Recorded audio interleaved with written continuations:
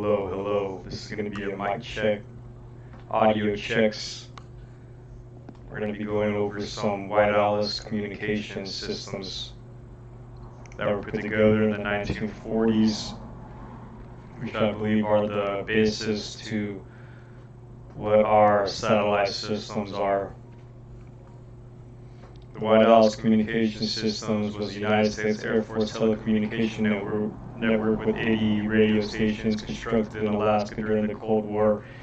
It used tropospheric scatter for over-the-horizon links and microwave relay for shorter line-of-sight links. Sites were characterized by large parabolic tropospheric scatter antennas as well as the smaller microwave dishes for point-to-point links. Tropospheric scatter for over-the-horizon links and microwave relays. So we've already went over the microwave relays, world record one that we have, and that goes 140 miles over Beirut to Cyprus.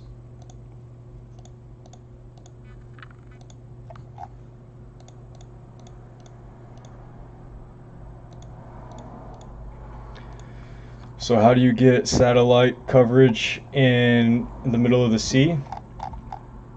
The same way you get satellite coverage, I think, in anywhere else on the earth. You have this tower right here, something like this, that shoots super powerful signals off of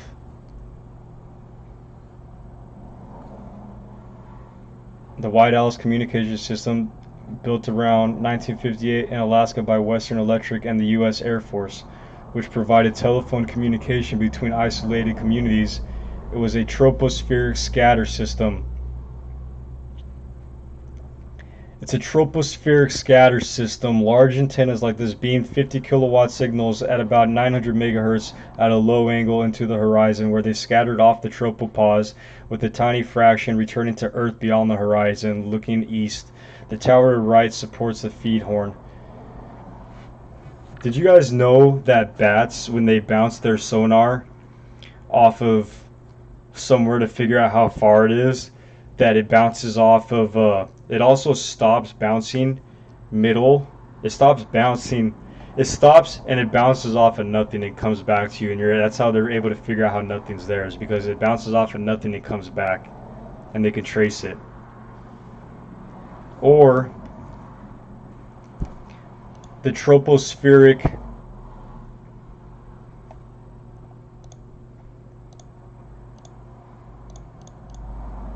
wireless communication systems. It used tropospheric scatter for over-the-horizon links, or used horizospheric scatter for over-the-horizon links. Here we go. The system connected remote Air Force sites in Alaska, such as aircraft control and warning, distant early warning line, ballistic missile early warning systems. Anyways, never mind. To command and control facilities, and in some cases was used for civilian phones. The system was advanced for its time, but became obsolete within 20 years following the advent of satellite communications. This is what we used before satellites came out, and this is what we're still using today. Because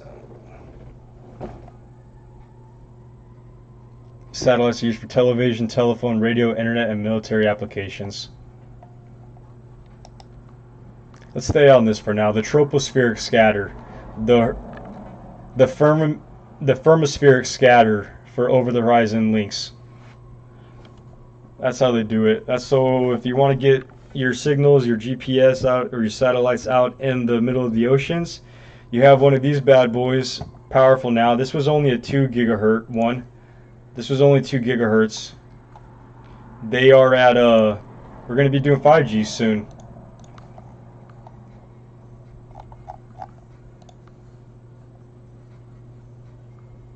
Saw it somewhere.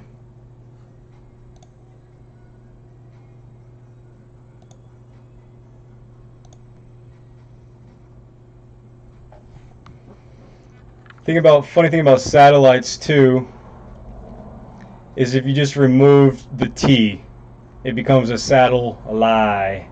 These are all satellites out there. They're just satellites. They don't exist. We would see them. And this is how they do it. The White Alice communication systems, built in the early 40s during the Cold War. It bounces stuff off of the tropospheric. They tell us it bounces signals off of the troposphere. And then they tell us that it's lower in some areas of the world than it is in other places of the world. That troposphere should be the same elevation across the whole world. It doesn't matter. But they tell us on the edges that it's significantly lower than it is up top.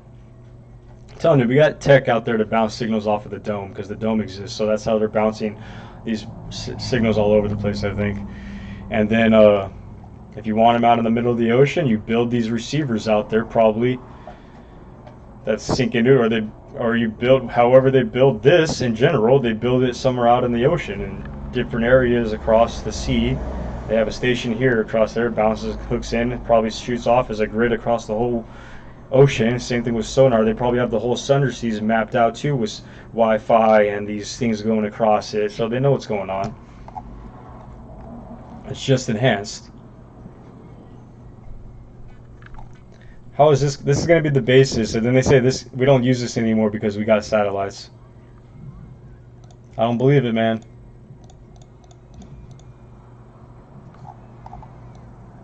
This is serious XM satellite coverage. It only covers America.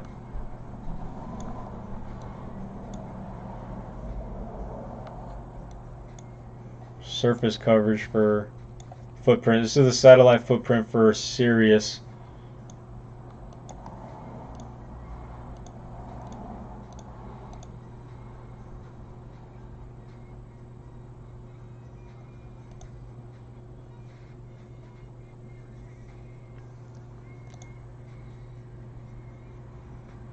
Supposedly some things that got launched. Status moving. You know how fast these things are supposed to... They say they cycle. How fast do... Anyways, it doesn't matter. I'm just going to cut this here. I don't even know how this is going to sound.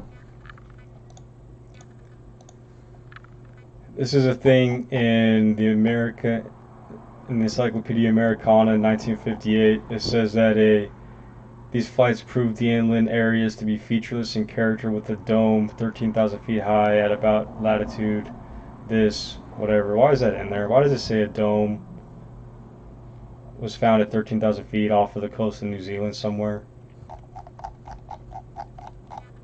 Why does God talk about the firmament all over the place? Why does he say that the firmament is hard?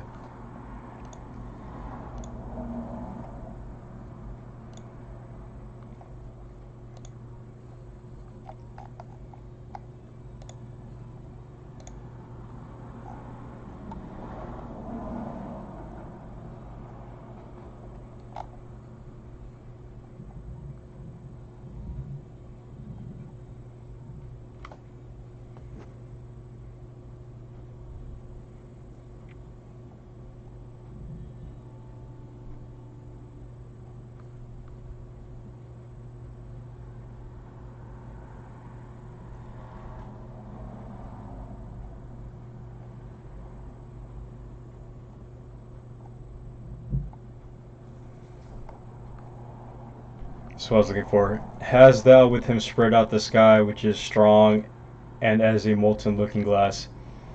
Has thou with him spread out the sky which is strong and as a molten looking glass? That glass is the firmament. So anybody that wants to say that atmosphere, stratosphere is whatever, it is that's what he means by the firmament, I say no. God says no. He calls it firm, hard, strong, and as a molten looking glass. Molten looking glass, you can see through it. That describes what we have up there. And this describes what this stratospheric scatter is. It's firmament scatter technology. They're bouncing signals off of this.